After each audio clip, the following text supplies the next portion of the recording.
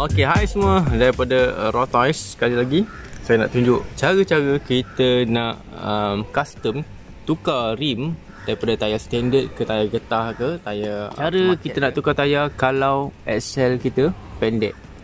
Kalau axle panjang tak masalah. Katakan axle panjang, kita nak pendekkan sikit daripada panjang sebenar yang kita nak. Kita boleh potong dekat dia punya sini. Kita potong kat ujung dia dan kita boleh matikan.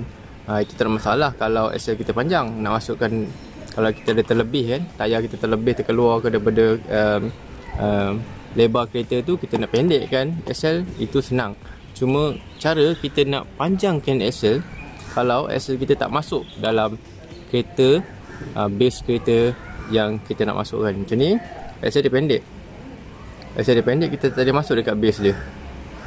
Tak ngam. Tak ngam tuan-tuan. So masa ni pun kita tak boleh masuk. So kita nak panjangkan axle ni, apa yang kita perlukan adalah axle yang panjang lah. Kereta tayar axle yang panjang. Tayar axle panjang ni boleh dapat daripada kereta yang standard lah, yang mana yang kita nak pakai dah. Rim ni kita boleh potong dan ambil axle dia.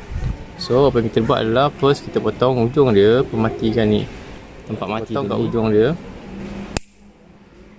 Potong, keluarkan axle dia, ke tepikan tayar ni. Satu lagi, ni pun tayar rim tayar ni saya tak nak pakai, tapi saya nak pakai axle dia. Saya nak ambil dia punya axle. So kita potong juga ujung dia macam ni, dapatkan axle dia. So kita nak axle dia. So ni tayar yang pendek tadi tu, kita nak potong.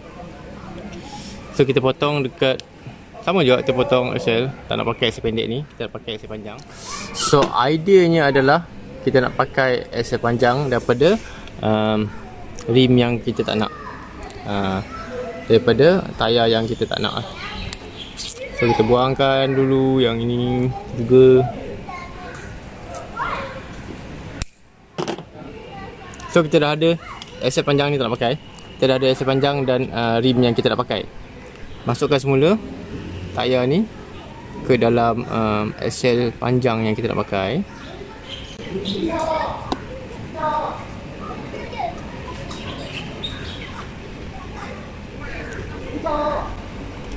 Okey, dah okey.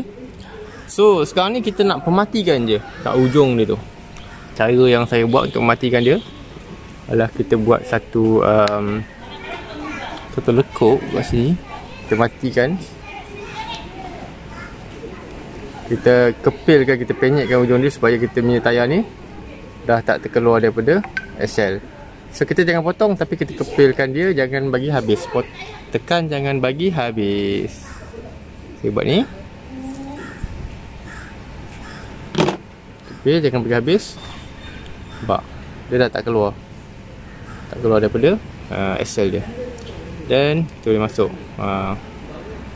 Tadi tak boleh masuk, sekarang dah boleh masuk. Kalau terlalu panjang macam ni, kita pendekkan kembali. Ni panjangan, kita pendekkan balik.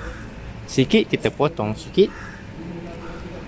Kalau kita ada nak proper lagi, pakailah pengukur pembaris. Macam saya ikut ngam-ngam je. Saya ikut kata hati je. Kata hati dan pemerhatian daripada mata saya. Okey, kepil macam tu. Dan dia tak akan keluar dah. Ada cara dia tu. Ni nampak macam ngam-ngam. So settle yang belah depan. Belah belakang pun kita buat cara yang sama. So sekarang dah boleh masuk. Tadi tak boleh masuk sebab dia punya axle dia pendek untuk tayar ni. Sekejap saya buat untuk yang belakang pula.